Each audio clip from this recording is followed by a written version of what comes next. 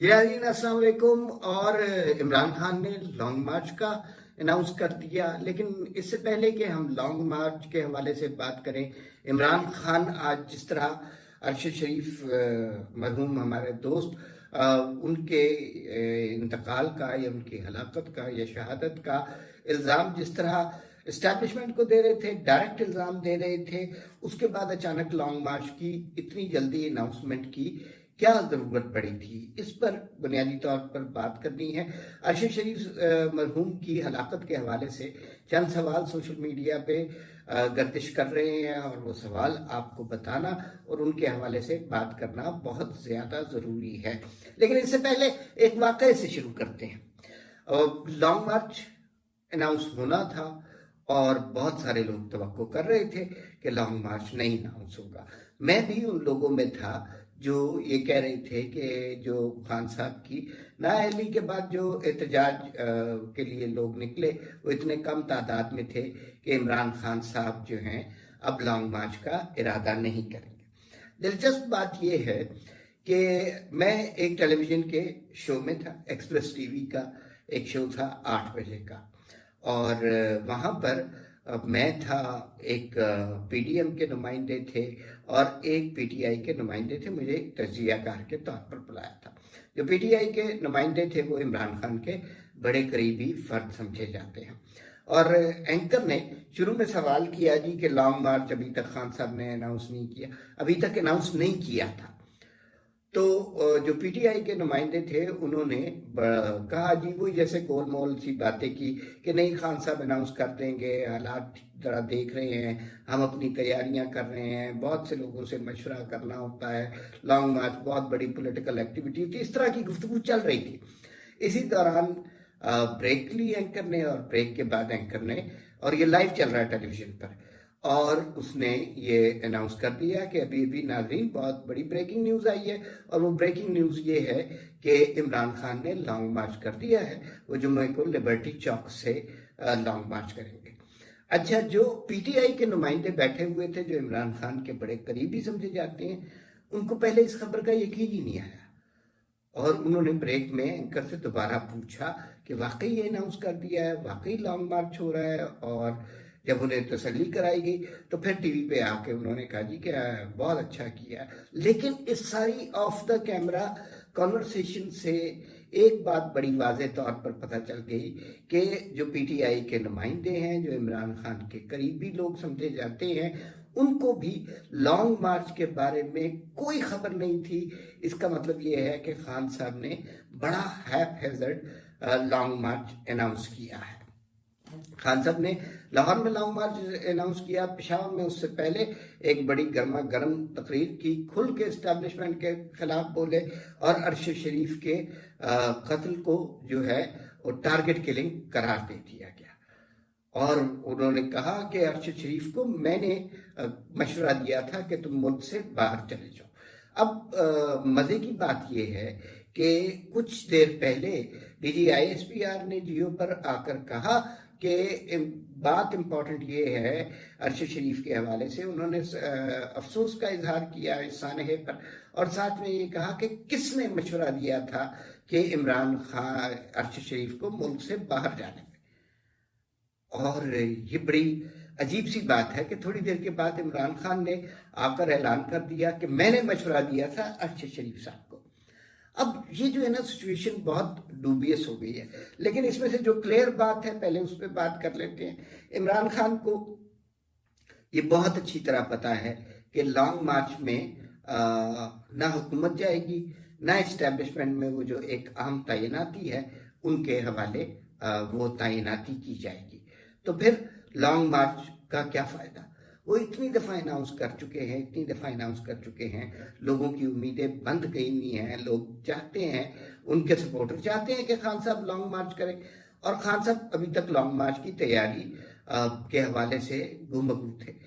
अचानक जब अरशद शरीफ साहब का, और अल्लाह उनकी मग़फ़िरत करे, उन्हें गरीब के रहमत करे, तो उनका जब इंतकाल हुआ तो खान साहब को अचानक लॉन्ग मार्च याद आ गया। ये वो होते हैं गिद्ध किस्म के लोग जो बुनियादी तौर पर लाशों पे सियासत करते हैं और अब उन्हें पता है कि खास, और जिस तरह के आजकल सोशल मीडिया चल रहा है, जिस तरह के ट्वीट्स हो रहे हैं, वो तो सीधा सीधा पीटीआई वाले इस्टेब्लिशमेंट को, जनरल बाजवा को इल्ज़ामात दे रहे हैं। तो ये सूरत हाल दिन ब दिन इस्टेब्लिशमेंट के लिए मुश्किल होती जा रही है। और ये जो है, इमरान खान साहब शायद इसी सानहे के मुंतज़िर थे, या फिर कहना चाहिए किसी सानहे के मुंतज़िर थे कि फिर वो निकले और जिस तरह गिद्ध मंडलाते हैं लाशों के ऊपर, उस तरह की सियासत शुरू कर ले। और लॉन्ग मार्च के अंदर भी, हालांकि अभी तक तो हम यही तवक्को कर रहे हैं कि हुकूमत कोई मारपीट नहीं करेगी, कोई इख्तलाफ नहीं होगा, लेकिन खान साहब को इंतशार दरकार है, तो वो इंतशार फैलाएंगे। और अगर गोली चल जाती है, 5-10 लोग मर जाते हैं, लाशें गिर जाती हैं, तो खान साहब की सियासत ज्यादा चमकेगी। और खान साहब को इस बात का पूरी तरह इदराक है। अब ये बड़ा मसला है कि जब मजमे में गोली किसने चलाई, पुलिस ने चलाई, अपने बंदों ने चला दी, यूनिफॉर्म वालों ने चला दी। यूनिफॉर्म 300 रुपए का सदर से मिल जाता है, वो खरीद के किसी ने चला दी। ये तो किसी को मौत में तो नहीं पता चलता। तो अगर खुदा न खास्ता कोई हादसा हो गया, कोई लाशें गिर गई, कोई नौजवान मारे गए, और वो खान साहब के बच्चे नहीं होंगे, वो आम आदमियों के बच्चे होंगे जो हकीकी आज़ादी लेने निकले होंगे, तो फिर उस सूरत में खान साहब अपनी सियासत को ज़रूर चमकाएंगे। मैंने पहले भी कई दफ़ा वीलॉग में कहा कि खान साहब जो हैं, ये 29 नवंबर तक हर कोशिश करेंगे, हर तबाही करेंगे। और अब तवक्को की जा रही है कि खान साहब लाहौर लिबर्टी चौक से निकलेंगे, और वो तकरीबन 11 बजे निकलेंगे जुमे वाले दिन, और फिर हर शहर में क़याम करते हुए, जलसे करते हुए वो 5 तारीख तक इस्लामाबाद पहुंचेंगे। 5 तारीख तक या तो लोग थक जाएंगे या फिर ज़्यादा चार्ज हो जाएंगे। मीडिया को देखना बहुत ज़रूरी है कि मीडिया क्या उसी तरह कवरेज देता है जिस तरह ज़हीरुल इस्लाम साहब के ज़माने में धरने को कवरेज दी गई थी। कभी किसी ने सामने बैठे लोग दिखाई नहीं थे, और जो है कंटेनर पर चढ़े खान साहब को का प्रोफाइल बिल्ड किया गया था। वो उस तरह के लोग जो हैं, वो उस तरह मीडिया रिएक्ट करता है या नॉर्मल तरीके से रिएक्ट करता है।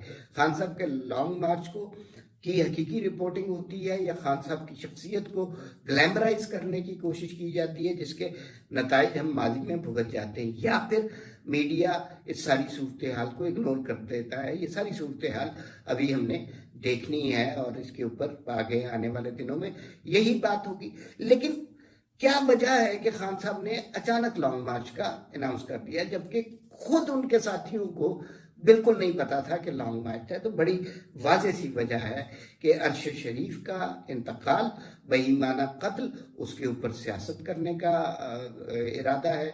और जो सोशल मीडिया पर जो जहर उगला जा रहा है इस्टेब्लिशमेंट के खिलाफ, जनरल बाजवा के खिलाफ, उसको हवा देने की कोशिश की जा रही है। एक इम्कान ये भी है कि खान साहब को लोग बहुत कह रहे हैं, जैसे खान साहब को लोग कहते थे कि लॉन्ग मार्च कहते हैं, करते नहीं है, उन्होंने अनाउंस कर दिया। तो अभी तक लोग ये कहते हैं कि भाई नाम नहीं ले रही है अभी तक खान साहब, ऐसी बातें कर रहे हैं, कभी मिस्टर एक्स वाई, गद्दार, चोर, डाकू, गीदड़, ये सब कुछ कह रहे हैं, लेकिन नाम नहीं ले रहे। तो अगर हो सकता है इस दौरान वो ऐसे नारे लगवाएं, या इस्टेब्लिशमेंट के या जनरल बाजवा का नाम भी ले लें, बिल्कुल ले लें, और इस बिल्कुल मुमकिनात में से है। तो दूसरा ये है कि इस लॉन्ग मार्च का जो है हदफ कौन है। इस लॉन्ग मार्च का हदफ वाज़े तौर पर हुकूमत नहीं है। हुकूमत से तो खान साहब बात ही नहीं करना चाहते, वो चाहते हैं न्यूट्रल, अब न्यूट्रल ना रहे। तो इसका हदफ इस्टेब्लिशमेंट है, और डायरेक्ट फौज के साथ वो क्लैश करना चाह रहे हैं और उनको आइन शिकनी पर मजबूर करना चाहते हैं। लेकिन हालात और वाक़यात ये बता रहे हैं कि ना हुकूमत कहीं जा रही है, ना फौज जो है न्यूट्रल होने से एक कदम भी पीछे हटने को तैयार है। और अगर ये सारी सूरत हाल है तो फिर खान साहब का लॉन्ग मार्च फेल होगा। हुकूमत को चाहिए कि इसमें किसी किस्म का तशद्दुद का अंसर ना आने दे। बहुत ध्यान से ये लोग आए, ज़रूर आए, और ये उनका जमहूरी हक भी है, उसके ऊपर कोई कतगन नहीं होनी चाहिए। और अगर ये जो रिक्वायर्ड जगह है जिसके बारे में खान साहब ने कहा है कि वहाँ पर अगर मतलब जो मखसूस जगह है वहाँ पर आकर धरना देते हैं, तो जहाँ पे मौलाना फजलुर रहमान ने धरना दिया था F9 पार्क या वो जो है H11 वाली साइड पे, वहाँ पे धरना दे, वो 1 साल बैठे रहे, हुकूमत को तो कोई फर्क नहीं पड़ता। इन बातों से हुकूमत नहीं जाती। एक और बात शाहिद खाकान अब्बासी साहब ने बड़ी ज़बरदस्त की शाहज़ैब खानज़ादा के प्रोग्राम में, कि जब भी हमारे चाइना से ताल्लुकात बेहतर होने लगते हैं खान साहब लॉन्ग मार्च लेके निकल जाते हैं। 2014 में चाइनीज़ प्रेसिडेंट पाकिस्तान आ रहे थे और उसके बारे में खान साहब ने वहाँ पर जो कमाल किया था डी चौक के ऊपर, और वो जो शलवारें लटकी हुई थी सुप्रीम कोर्ट पे, सबको वो मनाजिर याद है।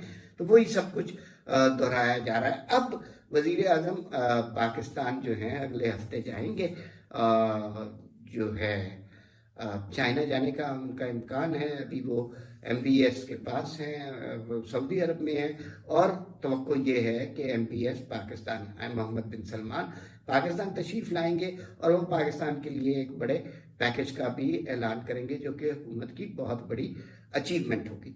अब कुछ बातें कर लेते हैं। एक अरशद शरीफ साहब की हलाकत के हवाले से, शहादत के हवाले से जितना भी अफसोस किया जाए कम है। एक सानहा है सहाफ़ी बरादरी के लिए और इंसानी हकूक़ के अलमबरदारों के लिए। लेकिन अब इसमें ये देखना है कि कुछ सवालात ऐसे हैं कि जिनके जवाब मालूम होने चाहिए। पहली बात तो ये है कि अरशद शरीफ साहब को खान साहब ने खुद तस्लीम किया कि उन्होंने कहा कि अरशद शरीफ को जान से मारने की धमकियां दी गई और मैंने ही उनसे कहा कि मुल्क से बाहर चला जाए। अब दिलचस्प बात यह है कि खान साहब को खुद 275 दफ़ा कह चुके हैं कि मुझे जान से मारने की धमकियां दी गई हैं या मेरी जान को खतरा है। अच्छा, खान साहब खुद तो बाहर नहीं गए, अरशद शरीफ को क्यों भिजवा दिया? फिर दूसरा सवाल ये है, अरशद शरीफ कहाँ से गए? पेशावर एयरपोर्ट से गए, आपने भिजवाया। और फिर जो है वो वहाँ पर प्रोटोकॉल किसने दिया? आपकी हुकूमत थी, आपकी हुकूमत ने प्रोटोकॉल दिया। फिर उसकी बात ये है कि अरशद शरीफ को अगर अपनी जान का खतरा था, अजाइलम के लिए उन्होंने जाना था, तो फिर उन्हें टर्की जाना चाहिए था या UK जाना चाहिए था। वो यहाँ पर कोई नहीं गए, तो क्यों एक दुनिया में खतरनाक मुल्क समझा जाता है कीनिया, तो वो वहां पर चले गए। और दूसरी फिर कुछ और चीजें जिनके बारे में बड़ा वाज़ेह तौर पे पता चल सकता है। अरशद शरीफ साहब का टिकट किसने बुक किया, वीजे कौन लगवाता रहा, ये सारी चीजें अब इनके ऊपर बात होनी चाहिए। फिर उनकी जिस तरह हलाकत हुई है वो, और ये आजकल मॉडर्न डिजिटल वर्ल्ड है, अरशद शरीफ साहब को उससे पहले कौन कॉल्स करता रहा उसका डाटा मिल जाना चाहिए। और अरशद शरीफ साहब का लैपटॉप कहाँ है, फ़ोन कहाँ है, उससे बहुत ज़्यादा पता चल सकता है कि उनके खिलाफ क्या साजिश की गई है, किस बहीमाना तरीके से उनको कत्ल करने की ये प्लान बनाया गया है। तो ये जो है लेट्स सी अब आगे क्या इन्वेस्टिगेशन कुछ सवाल है। फिर उसके बाद एक खबर ये भी चल रही है कि वो जो साथ ड्राइवर था, खुर्रम नाम था शायद उसका, और वो जो है वहाँ पर उसने जब अरशद शरीफ साहब को गोली लग गई, हलाकत हो गई, तो फिर उसके बाद जो है उसने सबसे पहली कॉल किसे की? उसके बाद उसने जो सबसे पहली कॉल की वो बताया जा रहा है कि वो सलमान इकबाल को की, ARY वाले जो ओनर हैं उनको की। बहुत वकार ये कैरेक्टर कौन सा है, और इन सारी चीज़ों के जवाब तलब करना बहुत ज़रूरी है। बहुत अच्छा किया DG ISPR ने आज बात खुलकर की। उन्होंने कहा ऐसे ही अफवाहें उड़ा रहे हैं, ऐसे ही जो है बहतान लगा रहे हैं, इसकी इन्वेस्टिगेशन करें, हम मुतालबा करते हैं इसकी इन्वेस्टिगेशन करें। वज़ीर आज़म साहब ने खुद जो है उसके जो कीनिया के हेड ऑफ स्टेट से बात कर ली है और उनसे इनमें मुतालबात किए हैं कि इसकी दुरुस्त इंक्वायरी की जाए। क्या था अरशद शरीफ के पास ऐसा कि उन्हें इस तरह कर उनके साथ इस तरह सलूक किया गया? क्या उनके पास कोई राज थे? क्या उन्हें तनहा छोड़ दिया गया था? क्या वो इस हुकूमत के खिलाफ ही कोई बात करना चाहते थे? क्या इमरान खान किसी वजह से उनसे खौफजदा थे? इसमें इल्जाम वाली कोई बात नहीं है, लेकिन इसमें ये बहुत सारे सवाल जवाब मांगते हैं ना, तो इनका जवाब मांगना चाहिए। अरशद शरीफ के बहुत से साथी कौन से थे अब जो उनको इस तरह की कैंपेनिंग पे और एक खास तरह का बयानिया बनाने पर प्रवोक किया करते थे? ये बहुत सारे सवालात, इनका जवाब मिलना चाहिए ना, अगर पुलिस इन्वेस्टिगेशन दुरुस्त तरीके से करे। और अब हमें ये अंदाज़ा है कि फ़ौज भी उस इन्वेस्टिगेशन में उनको हेल्प करना चाहेगी।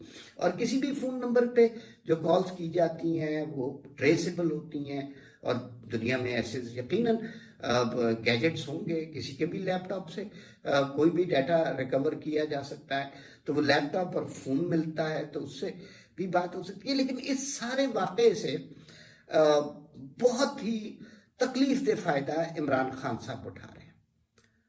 और वो जो है अरशद की इंतकाल को या हलाकत को, शहादत को इस तरह कैपिटलाइज कर रहे हैं कि जैसे वो इसी लम्हे के मुंतज़िर थे। इससे पहले लॉन्ग मार्च क्यों नहीं अनाउंस हुआ? अपने लोगों को नहीं पता था। और मैं आपको बिल्कुल सच्चा वाक़या बता रहा हूँ कि मैं लाइव शो में था और मेरे साथ जो पीटीआई वाले थे उनको नहीं पता था, तो उन्हें पता होना चाहिए। दूसरा, खान साहब हर बात पे अब चंदा इकट्ठा करने बैठ जाते हैं, हर बात पे लॉन्ग मार्च के लिए चंदा दो जी और इसके लिए चंदा। अरशद की फैमिली के हवाले से क्या किसी ने सोचा उन बच्चों की सरपरस्ती करने का? उसकी वालदा और अहलिया के हवाले से कोई बात किसी के जहन में आई? उसके लिए 10-10 रुपए वाला मैसेज जो है उसके लिए अनाउंस कर दे। सारे मैसेज करेंगे, मैं करूँगा, क्यों नहीं करेंगे? हम अरशद के बयानिए से बिल्कुल इख्तलाफ करते थे, लेकिन वो एक ज़माने में बहुत अच्छा सहाफ़ी था, बहुत अच्छा इंसान था, तो उसकी इस हकीकत से तो इनकार नहीं किया जा सकता।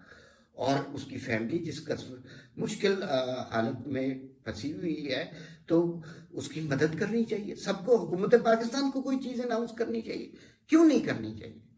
तो ये तो बुनियादी हक है।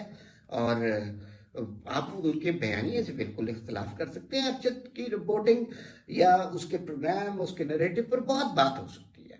उसने बहुत मजाक उड़ाया जो है बेगम कुलसूम नवाज का और नवाज शरीफ का और मरीम नवाज के हवाले से बहुत गलत जुमले भी कहे और प्रोग्राम भी किए, और वो सारा कुछ बहुत तकलीफ दे था। लेकिन अब एक शख्स चला गया है इस दुनिया से, तो अब क्या उसकी गलतियों का हिसाब किताब करना? वो तो हिसाब वही होगा, वो जहाँ हिसाब का वादा है वही हिसाब किया जाएगा। और वही कुव्वत है, वही ताकत है हिसाब करने वाली, तो वो हिसाब करे, वही ज़ात वाला हिसाब कर सकती है। हमारे अपने कोई शख्स अगर चला जाए इस दुनिया से, तो फिर उसके बारे में सिर्फ यही किया जा सकता है कि उसकी अच्छाइयाँ, खूबियाँ याद की जाए, खामियाँ, कजियाँ, खबास्तें, कमज़ोरियाँ कौन सा इंसान है जिसके अंदर नहीं होती? बशर में खामियाँ होती हैं, लेकिन जब अगर कोई शख्स दुनिया से पर्दा कर गया है तो उसकी खामियों पर पर्दा डालना है, उसके ऊपर तमाशा नहीं बनाना, उसके ऊपर सियासत नहीं करनी। और पता नहीं, एक सवाल बहुत ज़्यादा लोगों के जहन में आ रहा है, और वो ये कहते हैं जी कि सबसे बड़ा, किसी भी जुर्म को जानना हो तो देखा जाए तो सबसे बड़ा बेनिफिशरी कौन होता है? तो सबसे बड़ा बेनिफिशरी तो इस वक्त इमरान खान ही है। उनकी सियासत, वो जो लोग एहतजाज में नहीं निकले थे, उन्होंने एक जहरीला बयानिया क्रिएट किया और अब बहुत से लोग उनके साथ हैं। और भी इस मसले पे शायद लोगों की जहनों की ब्रेन वॉशिंग में तो वो बहुत एक्सपर्ट है, तो हो सकता है इस तरह की भी बात हो। लेकिन ये सारे कयाफे हैं। असल बात ये है कि दुरुस्त तरीके से, सही तरीके से इन्वेस्टिगेशन होनी चाहिए। एक पाकिस्तानी शख्स को, एक पाकिस्तानी सिटीजन को एक दूसरे मुल्क में कत्ल किया गया, फिर उससे बड़ी बात एक पाकिस्तानी सहाफ़ी की जान ली गई। ये बड़े तकलीफ दे जराइम हैं। तो इसकी प्रॉपर इन्वेस्टिगेशन होनी चाहिए और इसके ऊपर सियासत नहीं करनी चाहिए। इमरान खान साहब फौज के खिलाफ जो गुस्सा निकाल रहे हैं उसके लिए उन्हें अरशद शरीफ की लाश को इस्तेमाल नहीं करना चाहिए। फिलहाल इतना ही, फिर मुलाकात होगी। अल्लाह हाफिज।